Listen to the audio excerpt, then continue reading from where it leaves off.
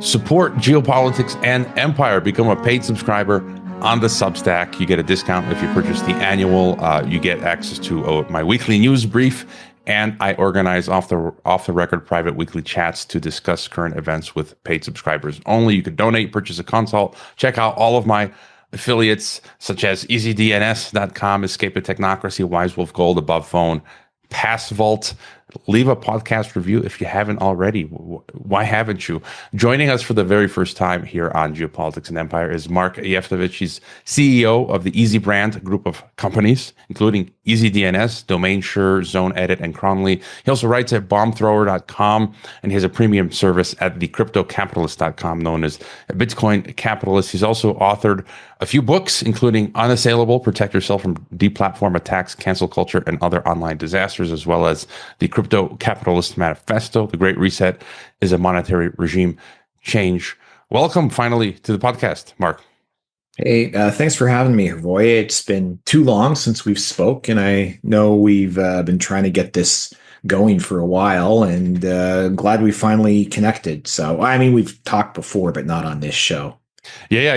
We've chatted a few times on my old TNT radio program, and you're a bit of a renaissance man. You got so many things going on. Obviously that you're busy, so it's hard to get you on. But you're running all of the tech stuff, companies. Your Bombthrower newsletter, Bitcoin Capitalist, and regarding your bio and your projects, is there anything else for us to know? Anything I missed? Oh, geez. No, you pretty well hit all of the major points. I'm thinking of getting the band back together. So that'll be, another time suck if I do it. But I've just been feeling the urge more and more recently, since the election in particular. I just want to say to hell with it and just start a punk rock band again. Yeah, that's right. And people go to your website and your bio. You guys had a few albums, so you're also a punk rocker. Hey, why not? Why not? And there's so many things I want to touch on. And again, if people haven't subscribed at least to your free Bombthrower newsletter, they should. You write. You don't write as often, but when you write, it's a lot of quality and a lot to digest. And there are some amazing pieces there. But maybe to start, just to get your pulse on how you see where we're at with the New World Order, globalism, Great Reset, the omnivore. What are your thoughts there? Yeah. My read on all that is a little counterintuitive or sort of contrarian, I would say, because, everything is proceeding along the lines that I won't say the word predicted, but just in the Crypto Capitalist Manifesto, I kind of said, I think this is the way things are headed, and these are the incentives and the impulses that are driving it in this direction. And I haven't been surprised by anything that's happened since then, other than the speed at which it's happening. So it's, things that I talked about in my mind, like the weaponization of the banking system, I thought was like a 5 to 20 year or like a 10 to 20 year thing. And then it happened within 2 years. Right here in Canada, in my own country, with the government seizing bank accounts for wrongthink. So all of that's playing out faster than I thought. But the contrarian side of it is I really believe that this is late stage globalism, the kind of last gasp of centralization and nation states as we know them. It seems like we're headed into this Orwellian dictatorial, tyrannical regime. And I wrote about this in a couple of different pieces over the years. There had been numerous times in history when it appeared as if the governing regime was at its all powerful and only going to consolidate power even further when they sort of turned to dust, almost anticlimactically. And I think we're headed for that everywhere across the world, because I think we've run out of runway on these things that we've been kicking the can for decades, really, like since the beginning of the fiat money era. And that's sort of the base driver of it is fiat money, the debt, the out of control debt, Ponzi that can never be repaid. And COVID really was a kind of blow off top for tyranny, I think, globally. And the other thing I'll say about it, I know I've been kind of going on a bit, but I also tend to eschew these unified global conspiracies of everything is controlled by a bunch of shadowy figures in a star chamber somewhere that decide everything from who's going to win the Super Bowl to where the color revolution is going to happen next. I have never been able to find that believable. Yes, there are people with outsized power and outsized influence, and a lot of times their interests overlap and coalesce, and so they scratch each other's back, and you see sort of factions or different tribes, and they seem to move in a peloton, which happened during COVID. Like everyone just kind of came out of a Davos meeting chanting "Build Back Better" like zombies. And it was hard not to think that this was some global, coordinated, all shadowy cabal. But I really believe there's nobody in control. There's no single entity in control. There will never be a one world government because there are too many megalomaniacs in the world to accede to a one world government. And we live in a largely out of control world. That's my mantra. And I think the driving force behind everything we see today is actually the accelerating speed of technological change, which was first written about, that I'm aware of, by Alvin and Heidi Toffler back in 1970 with the release of Future Shock. And then they put out several books, about one per decade after that. But I think that is the driving force for everything we see today, all the chaos, all the high weirdness and everything like that. It's all the accelerating pace of change combined with, we're in kind of a global crack up boom in the Austrian sense, and everything's out of control. Nobody's governing it. Nobody's steering it. It's just, we're like on a crazy roller coaster.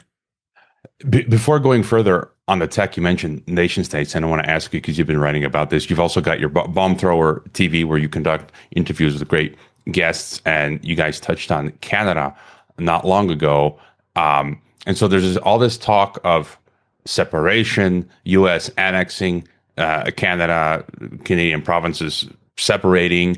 You've got the idea of the North American technate, which has been around for a century, or the North American Union. I've interviewed the late Dr. Robert Pastor, who discussed that. And then, we've got these riots in LA now. I mean, even in Mexico, I was surprised to learn recently that in Mexico, there's some feelings of some Mexican states seceding. That not very strong or as advanced as in the U.S. or Canada. But what are your thoughts when it comes to Canada with Mark Carney now there running the program, and all this talk of separation of provinces?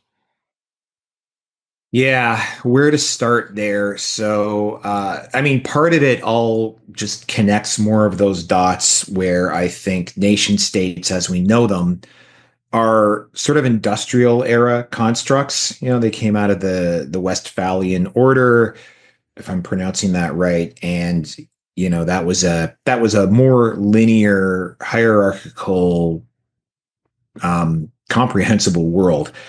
And with the advent of computer networks and technology and decentralized communications, like all of that has changed. And so the governing units will become a lot more amorphous and mercurial. They'll resemble networks themselves. I'm not saying nation states are going to go away, just that they're going to have to cede some of their gravitas to these new emerging structures. And some of them, we don't even have names for them yet, and yet they are elbowing their way onto the geopolitical stage. And so what we see happening in Canada is just a symptom of that.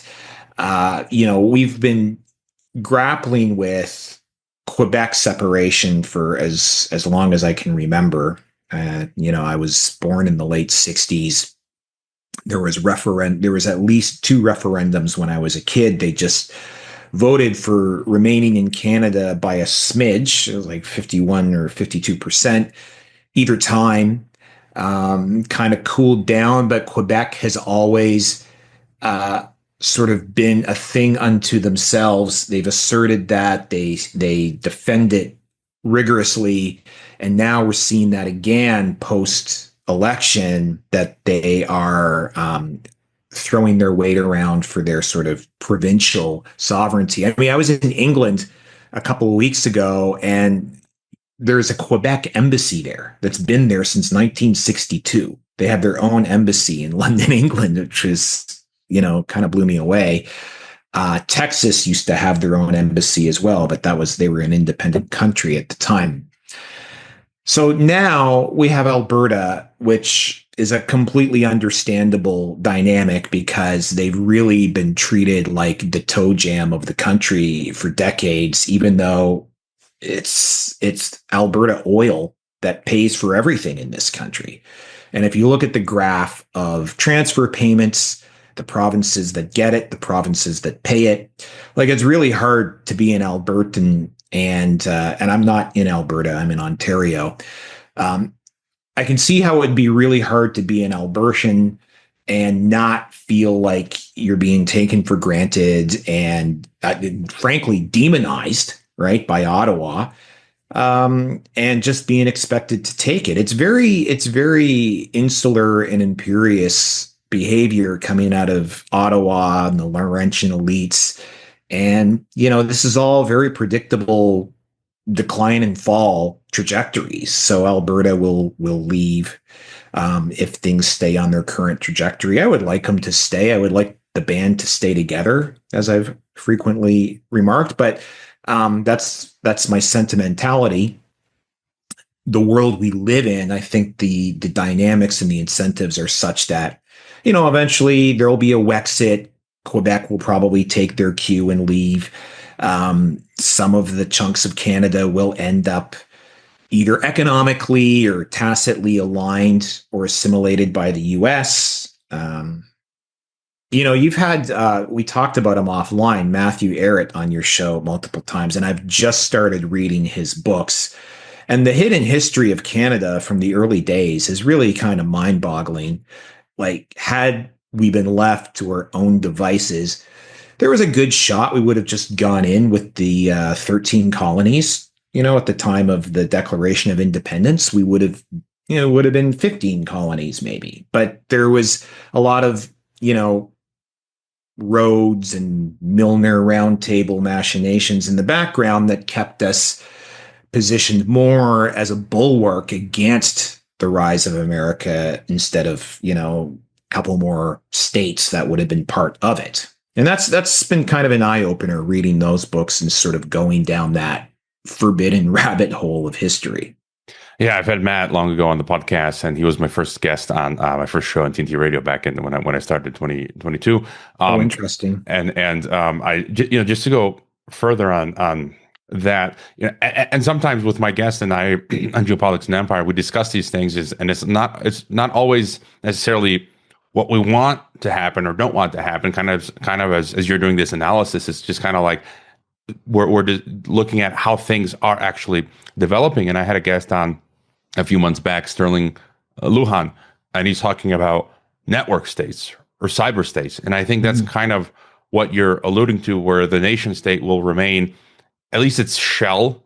Like you'll still sort of, there'll be this organism of nation state, but it'll be swallowed up where more functions will be given to supranational regional structures, technological structures. So just any further, we're seeing in Honduras now these private companies come in creating these sort of like private city states, and that's happening all over the place, Balaji, right? So is that sort of what you're alluding to?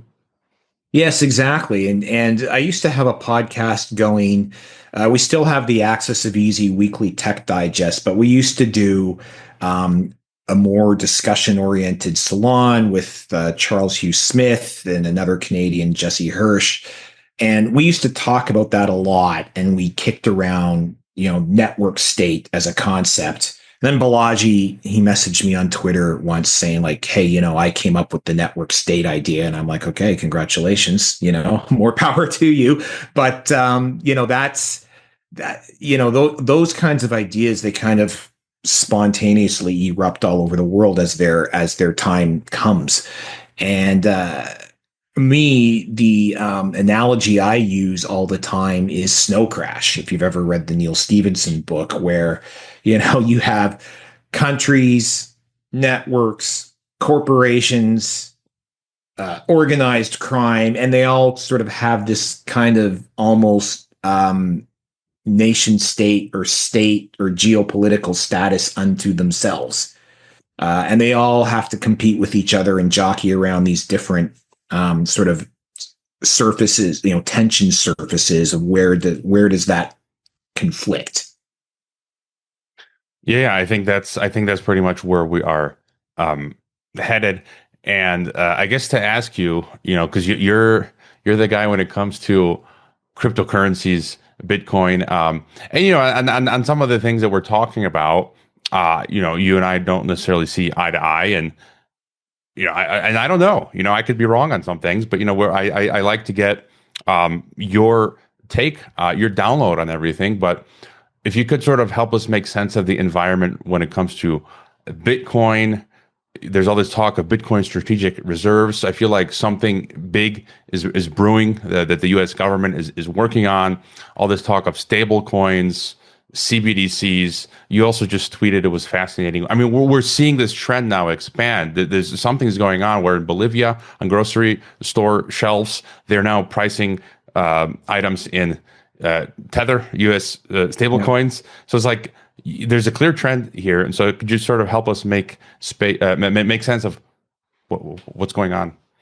So I wouldn't call myself a Bitcoin maxi. I consider myself a Bitcoin primacy. Like, I think, Bitcoin is a category of one, and will remain so for the foreseeable future. And then cryptos are everything else. Most of them are garbage. Some of them have a reason to exist. Some of them may come into existence in the future for a good reason. But I look at those mainly as application stacks that are using this new decentralized architecture, whereas Bitcoin is the only, well, I'll qualify that statement, but Bitcoin is the monetary regime change. This is the hard asset that is decentralized and unconfiscatable. That's the big one, right? And we've seen various events over the past few years that actually drove the point home for Bitcoin. Stable coins, it's funny, the entire time before Bitcoin became mainstream, which I think it's in the process of becoming now, but before that point, when everybody was saying they will never allow Bitcoin, they will shut down Bitcoin, they will never allow it to compete with their currencies. And of course, there was no stopping it, but I thought exactly the same thing about stable coins. I couldn't understand, those were so much more of a blatant incursion on the sovereignty of the dollar or the fiat currency that I thought there's no way they're going to keep going with this. Tether is going to get shut down. Circle, because they just went public, but they were trying to go public much sooner. So they were already filing disclosures with the SEC that were far more granular than anything Tether has ever put out. So I could see why they could sort of thread the needle of regulations. But I just really thought this is almost literally counterfeiting, right? Except, yeah, it's like you're counterfeiting, you're printing your own money, but you're saying, but for every dollar I print on the laser copier, I'm going to have a real dollar in the drawer here. So that's going to make it all legal. And it's happened. And I think that's a tacit admission by governments, the US government in particular, is we all knew the end of US dollar hegemony was coming, right? The dollar was just being inflated into irrelevance. And this is what we were going to have to deal with. There's this recognition that something had to be done to extend the lifespan of the dollar. And I think they looked at stable coins to say, okay, that's it. Like, this is what we're going to use to create the rails for central bank digital currencies and for digital dollars, and to sort of keep this thing relevant for another few decades. Because otherwise we face a real prospect of de-dollarization and a crisis that would bring about. I know Trump campaigned on no CBDCs on his watch, but I still think when you look at what's happening with surveillance like Palantir, when you look at what's happening with digital ID, I mean, even when you look at some of the things the Treasury is doing, I think a CBDC like vehicle is inevitable anywhere. And in the States, maybe it's not the Fed that does it. Maybe it's the Treasury, and then it's not a CBDC, it's a TBDC. And, you know, it's this equivalent of crossing your fingers behind your back when you say it. But I think these things are inevitable. I think that Bitcoin is the anti-CBDC, right? That said, there's a whole financialization process that is now happening to Bitcoin, and some people are happy with it, and some people are very skeptical of it. And I just look at it as an inevitability. If Bitcoin was to succeed, then this is what was going to happen. But at the end of the day, as long as anyone can own Bitcoin and self-custody it, that is still your bedrock for financial independence in the future. All right. You got to do a few other things too. I mean, you do a lot of this, the plan B, the multiple passports and that sort of thing. But at the bottom of that stack, you have to own some Bitcoin, and you have to own it in self-custody. And you have to basically have it outside of that global digital, you know, algorithmic ghetto, as you call it. Because there's going to be, you know, there's going to be a monetary regime change. There's going to be a future monetary system. I don't deem to tell you what that's going to be or what it's going to look like, but I think there's going to be gold as a component. I think there's going to be Bitcoin as a component. There's going to be a basket of currencies as a component, because they have to, you know, they have to regain faith in the dollar, and they also have to be able to create some mechanism for fiat derivatives in there, because they have this belief that if you can't expand the monetary system at will, then the economy is going to collapse.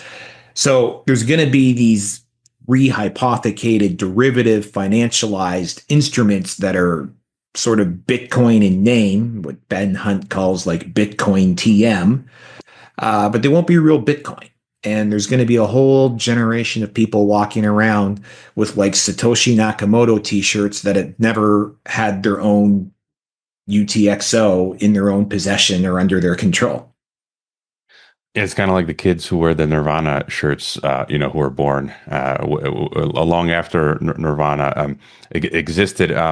Just to go on that further point, I remember from our past conversation on TNT, you talked about how we'll get this CBDC. I like how you said TBDC. I call it PBDC, private bank digital currency.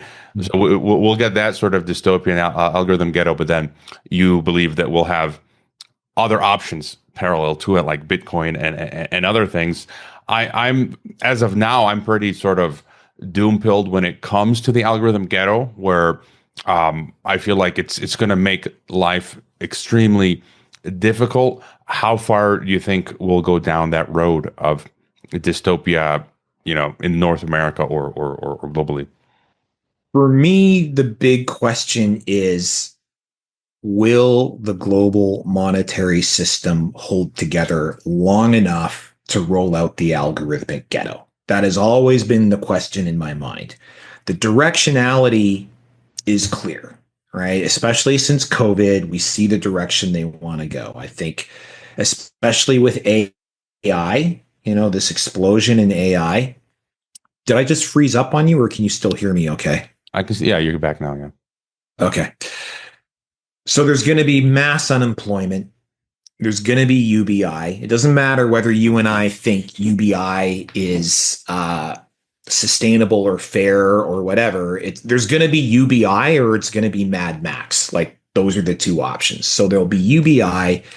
There will be, CBDCs will be the rails for UBI. They might not be called CBDCs.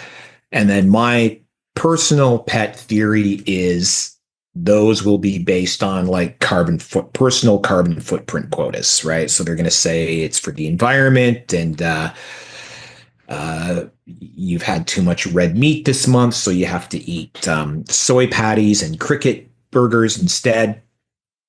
And that's going to be for everybody who has no independent source of wealth or assets. So the antidote to that is you have to have Bitcoin. You have to own assets. You have to own income producing businesses, things like that. But how far will it get into this CBDC land, 15-minute cities? I mean, I view the narrative around those with a little bit of skepticism, but the impetus is there, right? The dynamic, the directionality is clear. They want you to not own a car. I'm using the word they, even though I hate the word they. So car ownership disincentivized, single family homes disincentivized, eating red meat disincentivized. Okay, so all of those things are being disincentivized out of some,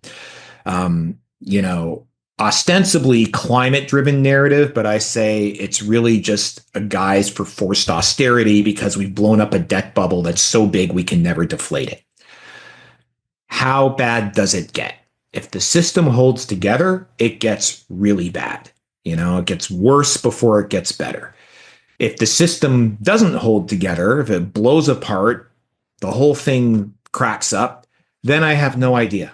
Like, I really don't know then. I have no predictions other than nobody knows what's going to happen. There's probably going to be a lot of balkanization. There's going to be all these splinterings. You're going to have like a warlord on the streets of Toronto, and you're going to, it's just going to be like straight cyberpunk, William Gibson, Neil Stevenson novels, graphic novels. Yeah, and like you say, it's hard for anyone to know exactly how that's all going to play out. And you touched on. I was going to read this quote from your most recent piece, I think published just a day or two ago, where you say, "quote I wish I had better news than this because the world we're headed into, while technologically fantastic, will also be economically bleak for too many people. It's not fair. It's not egalitarian. There's no stopping it, short of a Tower of Babel 2.0 type event, which will be a total buzzkill and even."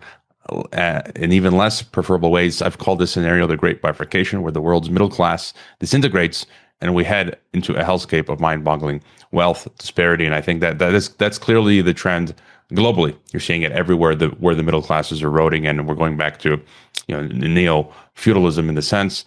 Any thought on the Bitcoin price? Does it keep going up forever?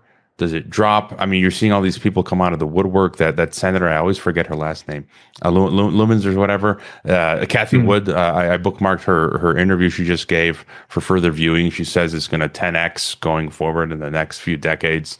Do you just have any thought on, in this environment, if Bitcoin becomes part of the system, what happens to its price? Will it serve the function of, say, gold or silver, where it will preserve your purchasing power? Yeah, 100%. And I still think it's quite early in that process, because what I do, yes, I pay attention to the individual Bitcoin price. Like, you can't not do that. But I don't gauge whether it's expensive or inexpensive looking at the unit price of a price of Bitcoin. I look at the total market cap of Bitcoin, and I always compare it to the total market cap of bonds, because to me, bonds are the scaffolding of this dying system that can't sustain itself, and it's held together with spit and twist ties, and it's like papered over with all of these layers of rehypothecated debt. And those debt are denominated in units called denominated in wrappers called bonds, right? And someday that entire edifice is going to undergo a transformation and an exodus and probably a disorderly phase transition. And so how big is that pile? Like that pile right now is anywhere between 180 to 300 trillion dollars, right? Nominally, like we're measuring it in these dollars, which are eroding to nothing anyway. Gold, I used to say it's 10 trillion. It's practically doubled. So gold's at 20 trillion now. So that's still a tiny, tiny sliver of this big pile of garbage, dead money walking over here. They used to call bonds, especially sovereign bonds, used to be like risk-free return. And now it's called return-free risk, right? Because, they're just going down the tubes. Silver is not even $1 trillion yet, I don't think. I know it's been on a tear lately. I don't know if is it over? Anyway, so it's not huge. Bitcoin has passed silver. Bitcoin is now $2.2 trillion US. Compared to, call it 200 trillion in bonds. It's like 1% of the bond market. So if only 10% of the bond market leaves, right? $20 trillion leaves the bond market. And if only 10% of that goes into Bitcoin, so 10% of 10% coming into Bitcoin like doubles the market cap from 2 to 4 trillion. And, I used to leave it at that. And I think in the Crypto Capitalist Manifesto, there's these tables that sort of show like this kind of a bond exodus leads to this price and the Bitcoin price. And then had a retired banker from one of the Canadian Big Fours mail me after the Crypto Capitalist Manifesto came out. He said, you're actually wrong about that because you didn't account for the size of the Bitcoin float. Now, is the price of because all available Bitcoin, whatever we're at now, 17, 18 million Bitcoin that are out there, they're not all available for sale at the same time. Yes, the higher the price goes, the more of them become available, but it's still, a fraction of that. So if an extra $2 trillion came into the Bitcoin market, you wouldn't just divide it into 21 million. You would divide it into like whatever, 3 million, 4 million, 5 million, however big the tradable float is. So it would reprice in a major, major, major way. And it's almost ludicrous to speculate what that would be. So whenever I hear people say, oh, Bitcoin's like what is it today? $110,000 today. That's like crazy. It's lunacy. It's backed by nothing. It's not anything. It's like, you're not getting it. Okay. The point is, right? The world has kind of gone in this direction. It's been decided. There are ETFs. There are strategic reserves. There are companies building hundreds of billions of dollars worth of infrastructure to support it. Like, it's done. The decision has been made. This is not going to be unwound, right? Or walked back, or like, oh no, we've decided to go in a different direction and we're going to go with Beanie Babies instead. Like, that's just not going to happen. So at what point does that equilibrium set in of capital and wealth and purchasing power draining out of the bond pile and into the gold pile, the silver pile, the real estate pile, the private equity pile, and the Bitcoin pile? Because that's where it is all going to go. Yeah, that conclusion you just made, I'm seeing that now. I mean, Uber CEO just came out this week saying they're going to be integrating Bitcoin. You're seeing that all over the place. Any thought on the comment of the Coinbase CEO who came out and said that Bitcoin will replace the US dollar as world reserve currency? It's a pretty aggressive opinion. And so I've been surprised all along the way, by the way, because I first came out saying Bitcoin will never become an officially sanctioned like tier 1 asset. Like, it's just not going to happen. The central bankers will not allow it. And it is a tier 1 asset now. Like, there's already Basel 2 or 3 or whatever those guidelines are called. There are Basel guidelines for the banking system to say, like, this is how you have to collateralize and reserve crypto assets, including Bitcoin. There are ETFs, there are national strategic reserves. So that had already exceeded what I thought was going to happen in the early days. I always thought of Bitcoin, and I was turned out to be wrong, but I always thought of it as Notgeld, which is the German phrase that came into being during the Weimar hyperinflation, which means emergency money, right? I thought Bitcoin was a global emergency money that is emerging during this slow rolling global hyperinflation. And every hyperinflation has a Notgeld, right? In Germany, cities started printing individual script. In Zimbabwe, it was prepaid phone cards and gas cards. Venezuela, they're using flakes of gold. Bitcoin was a global Notgeld. And then, things changed.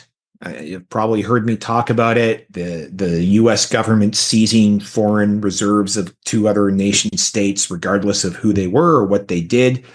That rung a bell. Then the Canadian government seizing bank accounts, that rang a bell. And suddenly you have institutional capital saying, we want access to this asset. And that's what sort of brought it inside the system. So it had already kind of exceeded my previous expectations. Now, will it become the global reserve currency? I still have a hard time seeing that because of the deflationary nature of it, right? I know, there are entire books written. One's called Paper Money Collapse by Detlev Schlichter. He put that out in 2012, I think. He wrote a follow-up, a second edition, which I think covers Bitcoin, but I've never read the second edition. And he lays out very meticulously how global economies, even an expanding global economy, can run on a deflationary currency, right? It's just prices go down, right? And you talk to a guy like Paul Krugman, and he tells you you're taking crazy pills. You can't live in a world where prices go down. But we're used to seeing our purchasing power go down for infinity, right? You see that famous chart of the US dollar and it where it was in 1913 and where it is today. And we're just kind of used to that. So would it be any harder to make the cognitive shift to flip that graph so that you got one Satoshi on this end and you just follow its purchasing power and it just keeps going up forever, right? It's the same dynamic going in the opposite direction.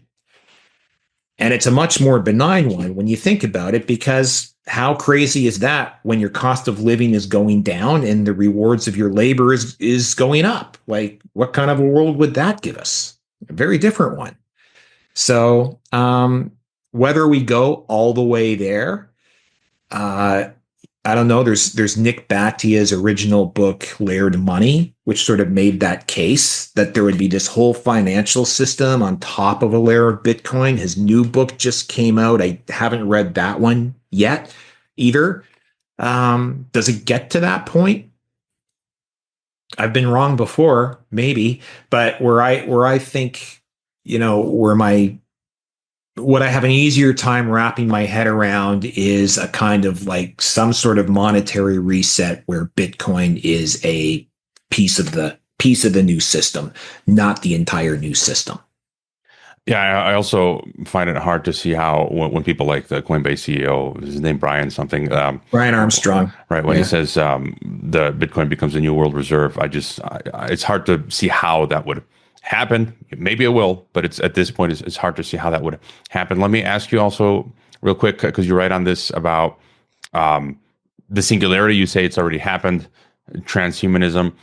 You're sometimes a guest on Bannon's War Room. Joe Allen is there. I've had him on the podcast. I've hung out with Joe. Cool guy. I think he slightly disagrees with you, and you've got some fascinating pieces. And what I like, you mentioned writers and books that I've never heard of, as well as concepts. And so just your thoughts, what we've been talking about so far, I feel like the next step is this transhumanism singularity stuff. Just what are your thoughts? What's important here? What are you thinking about when it comes to singularity and transhumanism? Yeah, Joe Allen doesn't sort of disagree with me. He vehemently disagrees with me on this point. But my point when I wrote that article, the singularity has already happened, was that we crossed a tipping point once AI and LLMs became capable of writing code.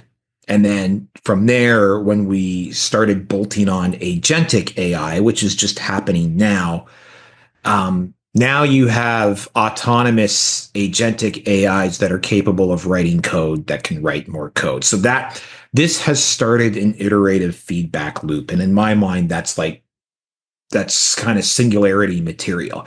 It wasn't like an eschatological event. I can't pronounce that word, where suddenly like Skynet wakes up and the world changes instantly. That may still be in the future. And maybe that's the context where Joe and Steve Bannon mean, because they talk about, molecular assemblers and self-modifying code, and they've got a point there. And that's why actually in this last article, I created a neologism. I created a new word, right? Tachyosis, which maybe fits better than singularity. Whereas, tachyosis is this compounding process of speeding up, right? In multiple different directions. Because I was just like, acceleration doesn't cover it, right? If acceleration is happening across multiple different dimensions and they are all accelerating, you've got to come up with another word for it, right? Because that's what's happening now. And it's happening like so fast. And I don't believe AI is self-aware. I don't believe it will ever be self-aware. I don't believe that it has consciousness. But what it is an absolute revolutionary breakthrough in natural language processing. That's good news for humans, but it's also bad news if you can't wrap your head around it fast enough. The good news is that you can translate your own thoughts into real world results more accessibly, it's more doable than ever before in history, right? It's lightning in a bottle for every human being on Earth, and that's kind of that's going to be chaotic. And just further, any thought on sort of the man merging with machine? We've seen actors on the scene such as Cobra Commander Klaus Schwab, or Elon Musk with all these different sorts of brain chips, brain computer interfaces, Neuralinks, and all that. Do you think that's something that will be commonplace, where humans will be biohacking themselves and upgrading themselves, sort of merging with machine? I think there will be a segment of people who go in that direction. Absolutely, for sure. That's another area that I've been thinking about a lot that I haven't really written about very much yet. That I even had a word for it, which I forget what it is, but it's like the transhumanists are completely wrong about, I think, the directionality of this, like trying to just reduce themselves to computers and thinking of themselves in terms of just software that they can upload into the cloud.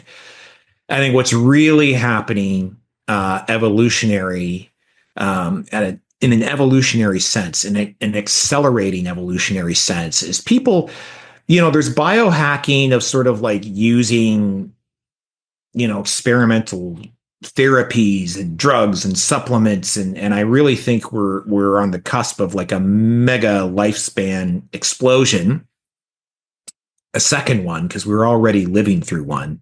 I told Steve Bannon that the first time I was ever on his show. I said, Steve, we're already living in the era of radical life extension, right? Because not long ago, the average lifespan was like 35 was old, and most people died before they were 11 of diarrhea, right? So that's kind of the bulk of humanity until not that long ago.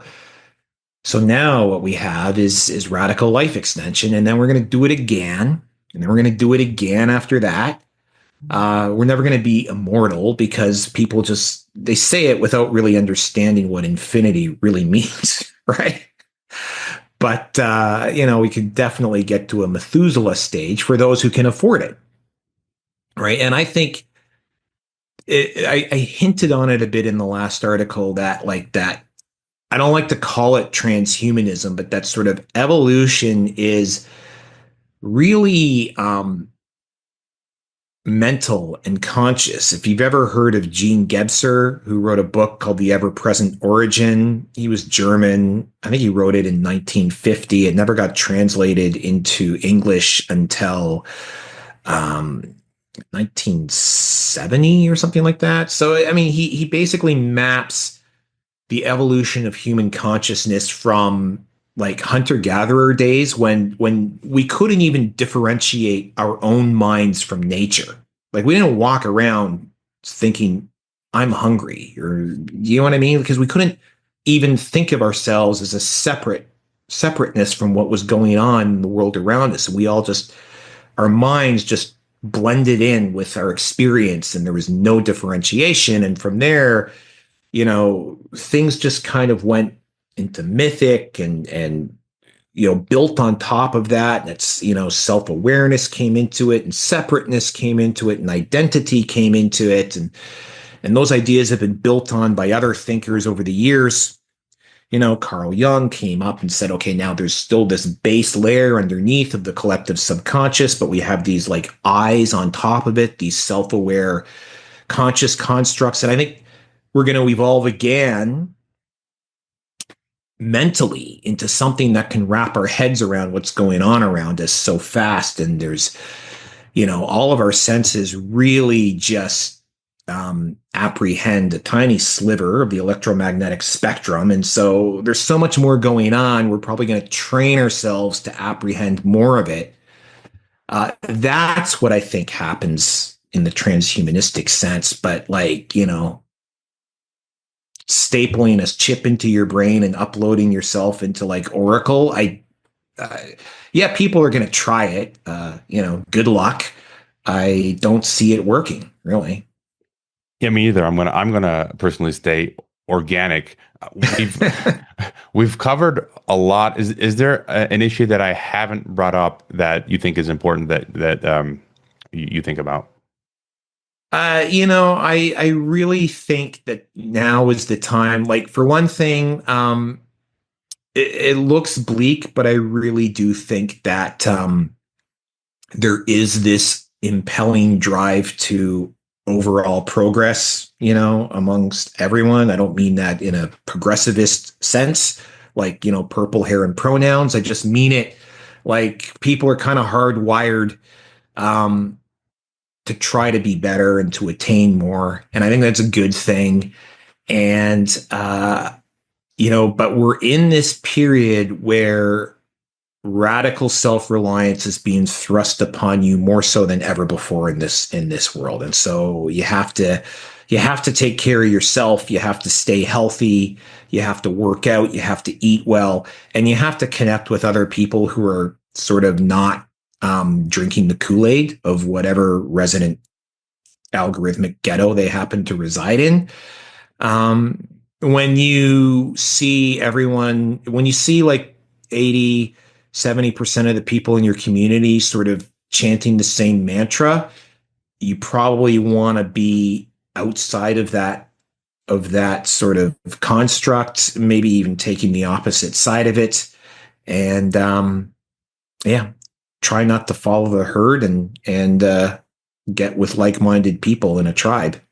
I think that's a really good point. As I've been tending to stay away from people who just keep doubling down on the insanity that insane narratives that are given to us, because it's dangerous. You know, the system, you know, with the event of the 2020s, you know, they often try to kill us. And so it's like, this person's not helping me survive. And any further thought, you alluded to this, but ways people can further protect themselves or do well, I guess, from your mind, you know, buy some Bitcoin. And as you said, we're no one's coming to help us. So we're it's survival mode, becoming self-reliant and starting businesses, finding new ways of building income. Just any further thought on how people can survive or thrive? Yeah, it's the sovereign individual playbook, really. And so, I mean, it's been a long time since I read that book, and that book was written in the 90s. So, there, and it's the holy writ of the Bitcoin space.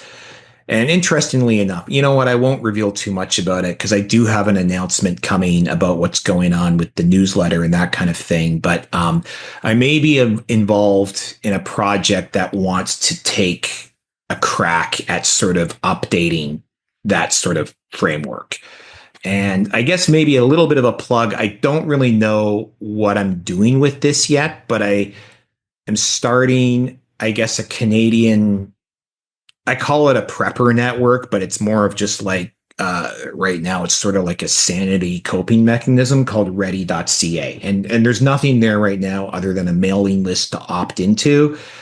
And it's a tribe. We're going to create a thing for politically homeless Canadians that are kind of like beyond politics now. And it's not just like a lot of Americans have already signed up for it. Everyone is welcome. It's just here I am in Canada. So this is where I started it. And so after the election, I thought if the Liberals get voted out, there's no need for it. And I can just keep on working on all my other projects. And if somehow, like against the odds, the Liberals actually pull this election out, then there will be a real need for it. And there they go. They won it incredibly. And I burnt out for a while. I didn't want to do anything. But now I'm starting to see, like, you know what? We kind of need this, if only for a coping mechanism, right? And just mutual support group, self-therapy. But I'm starting that and slowly rolling that up, and we'll see where that goes. It's funny, you're the third person in the recent months to mention sovereign individual, and I'm on the podcast, and I've got the digital, I've got it on my desktop, and I haven't read it yet. So that's my summer reading. All of your links are in the description if you want to just remind us again, your best services projects, where people should go. Yeah, sure. It's, my day job is running easydns.com, domain names, web hosts. We just started a new email product with enhanced spam and virus filtering and stuff like that. We have a coupon code for you. Is it Geopolitics? I think it's Geopolitics, or they can use the link on the website. And so that gets you a discount there. Bombthrower.com, get on the mailing list. You get a copy of the Crypto Capitalist Manifesto, and you're supposed to get a copy of the CBDC Survival Guide when I finally get that finished. It's like 80% of the way done, but it's kind of stalled because I don't know how to handle the American side of it now that Trump is in and he's saying no CBDCs, but they're kind of happening anyway. So I'm still trying to wrap my head around that part. Yeah, and then ready.ca is that new project, which is just really starting to get off the ground now. So, all right, very cool. Yeah, I jumped my domain. It's funny, the past few years of all this censorship dystopia, I was using a standard run of the mill hosting DNS, what is it called, the domain hosting service, and then I would jump to Epic, Rob Monster. Yeah, and he just, I don't know what would happen. Epic completely collapsed. Yeah, they kind of imploded. And it's been taken over by Christopher Ambler, who is actually a pioneer in the domain name space. He's been around longer than I have, and he was supposed to, bit of internet lore here. He was originally given the green light by John Postel, the guy who invented the whole naming system, or ran it. He was given the green light to launch .web, like way back before ICANN was even a thing.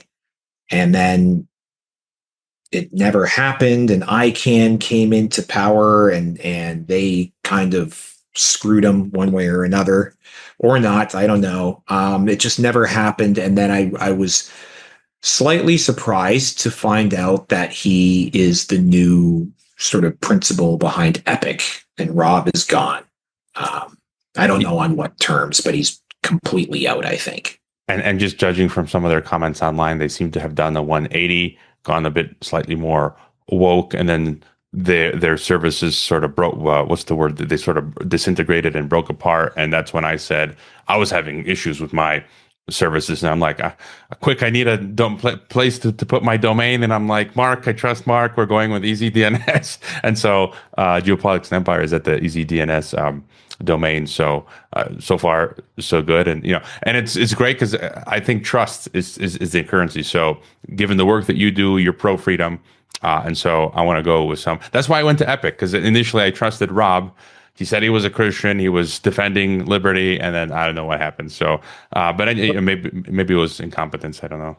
Rob's problem. I might get myself in trouble for saying this. So Rob's problem was he didn't thread the needle as well as we thread the needle, right? And we've been criticized for this. Like Stormfront asked to come on easyDNS, and we said no, right? Had nothing really to do with free speech or no free speech. It was just from a business risk perspective. It's like, we're not going to spend $1 million fighting DOS attacks over the next 2 years for a $15 domain transfer from Stormfront. Like, that's not going to happen. It makes absolutely no business sense. Rob would basically take anybody on, and he'd be really vocal about the worst of them. And so he just he really tainted his own reputation. And so, yeah. Yeah, and as you say, it's a business decision, and if those Stormfront guys, I mean, at the end of the day, they can self-host, but they need someone to do the domains. But all right, well, it's always great getting an update from you, Mark. Thank you. Yeah, thanks. I meant to ask you. Sorry, I don't know if you want to wait till after we roll or what. How did you get like so penalized online? You don't like you're not Stormfront. You're not 8chan. Why is it when I type you into Google, you've been de-indexed, right? Your PayPal's been nuked. Like, what did you do? Right. I mean, that was, it's hard to figure. I mean, I figured out some things by putting two and two together, but effectively it began with, I think everything began with that 2020 Francis Boyle interview. That went viral, pun intended, and that bothered somebody. And then, so what happened then? That was January 2020. 2021, I got Patreon nuked me, and it's funny because that they said according to the WHO and CDC. So like that's the standard, and so I had to delete 2 interviews from the entire internet. Patreon told me. To be reinstated on Patreon. But I'm like, first of all, that's against my principles. I'm not going to do that. And second of all, who's to say tomorrow you're not going to tell me, oh, delete 5 more interviews. Oh, delete 10 more interviews from Apple, Spotify, YouTube, my website, everything. I'm like, you guys are insane. And so it's like they're following CDC and WHO. So Patreon gone. And then 2022. That happened the same week that the Associated Press article came out and did a hit piece on Francis Boyle, and it mentioned Geopolitics and Empire, that interview, conspiracy super spreaders, and that article was written in conjunction with Atlantic Council, NATO's think tank.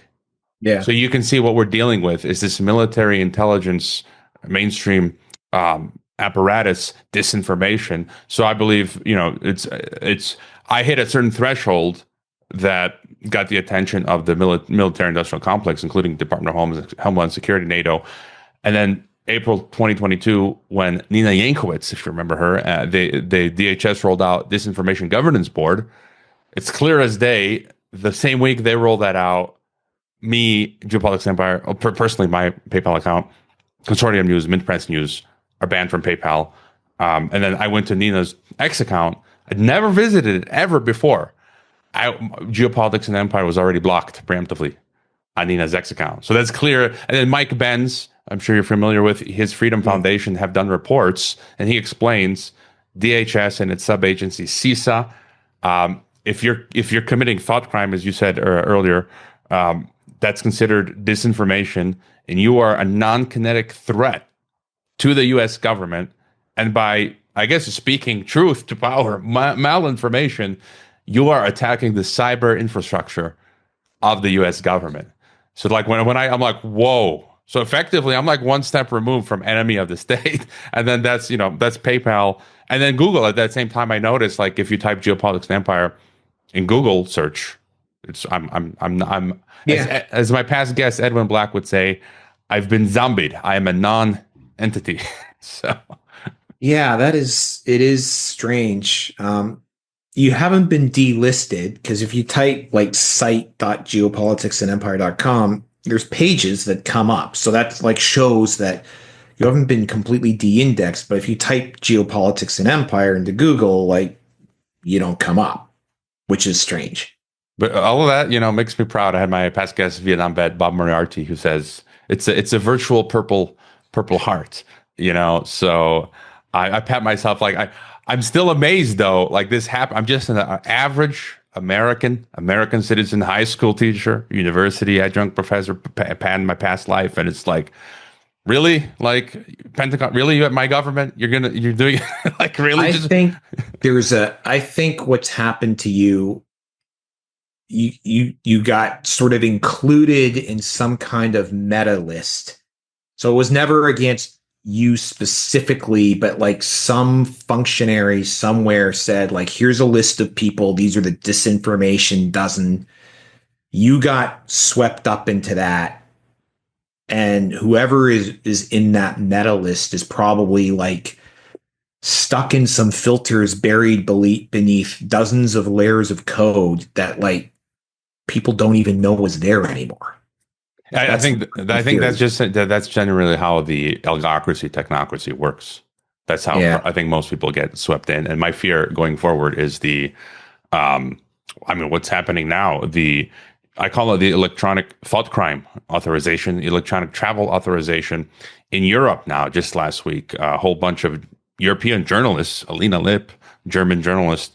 She's an EU citizen. She's German. She lives in Russia. Okay, but they froze her bank accounts and she can't enter the EU.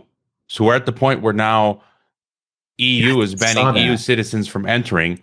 And like, I'm like, that potentially can happen to me. I don't think I've hit the threshold of Alina Lipp yet, but it's kind of like the fact that I have to be wondering about that is I was a little relieved actually that England adopted the electronic travel visas because we were going back to England. I was there once before, and each time I was like, am I going to run into a problem here? Because we had that sort of thing with the City of London Intellectual Property Crimes Unit where we kind of made them look a little foolish because we didn't take them to an arbitrator, but a registrar that was listening to them. They sent out a bunch of takedowns to a bunch of registrars. We told them to go to hell. Another registrar took them down. The people there were trying to move their domains to us. We took it all the way up to a WIPO appeal, and we won. So the domains got transferred to us. ICANN is since changing the policy, I think because of us, and it's been winding out for years. But I'm like, am I going to like get to England and they're going to tell me like you can't enter the country? So I was glad to have the electronic visa thing because I did it while I was here. And it's like, okay, you've been approved, so I can get on a plane and go there. But yeah, it's kind of a strange state of affairs to be walking around wondering what's going to happen in that sense. Yeah, I don't know what to say. It's yeah, fun times, I guess. Fun times. Yeah. May you live in interesting times.